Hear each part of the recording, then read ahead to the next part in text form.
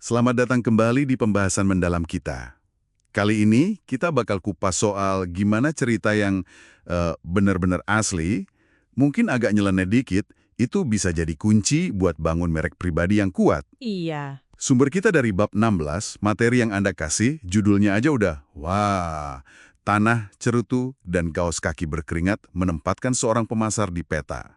Fokusnya ke Gary Vaynerchuk. tepat sekali. Jadi misi kita nih, kita mau bedah gimana Vaynerchuk, sosok pengusaha sekaligus bintang medsos ini, pakai gaya yang unik banget. Unik banget ya? Iya, buat deskripsiin anggur dia pakai perumpamaan kayak tanah, cerutu, bahkan kaos kaki bekas.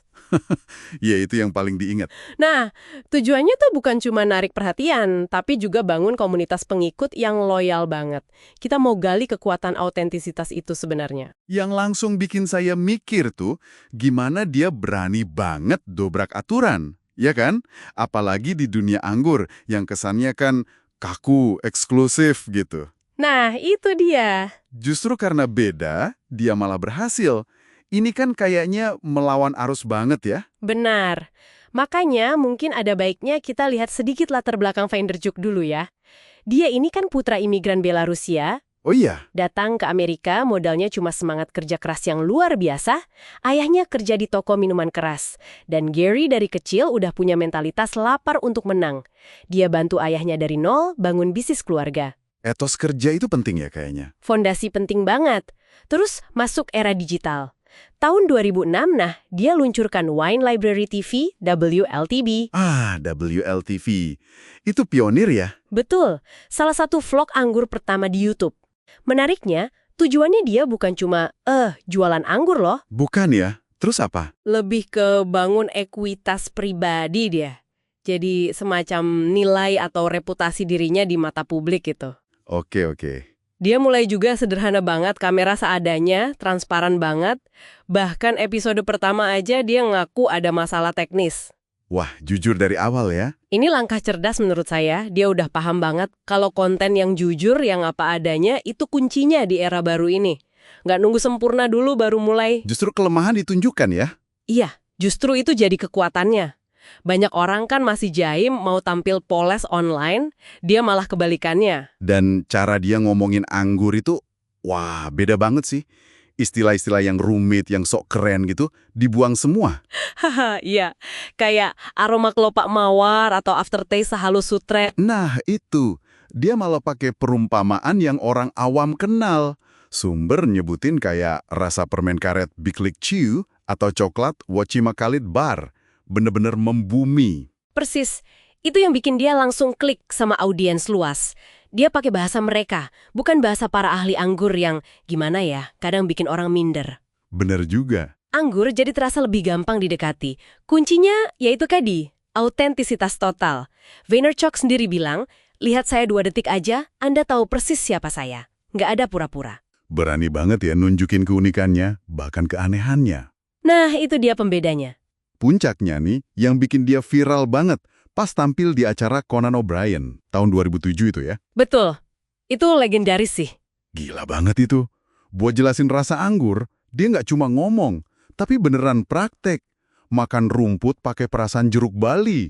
Iya, terus jilat batu basah buat mineralitas, makan campuran tanah, ceri, cerutu. Aduh. Dan yang paling heboh, yaitu nawarin kaos kaki bekasnya yang dibungkus asparagus buat gambarin esensi Burgundy. Balik lagi ke judul babnya ya, tanah, cerutu, sama kaos kaki berkeringat. Persis, momen itu meledak bukan cuma karena aneh bin ajaib, tapi efektif banget nunjukin gaya dia yang blak-blakan itu.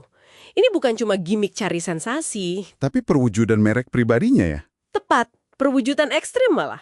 Tapi kan ada resiko juga ya dianggap nggak serius gitu. Apalagi industrinya kan cenderung konservatif.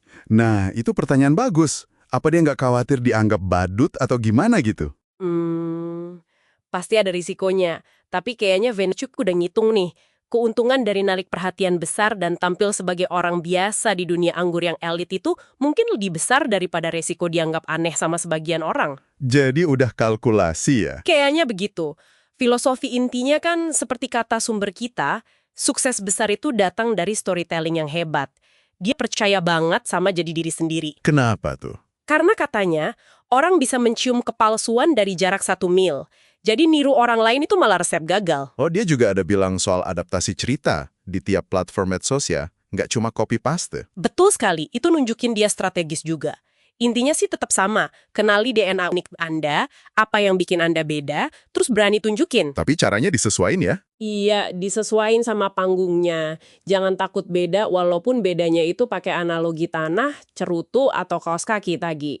Oke, jadi kalau kita tarik kesimpulan nih, buat Anda yang dengerin, kisah Gary Vaynerchuk dari bab 16 ini nunjukin banget ya kekuatan cerita yang autentik, Yang relatable. dan yang berani tampil beda.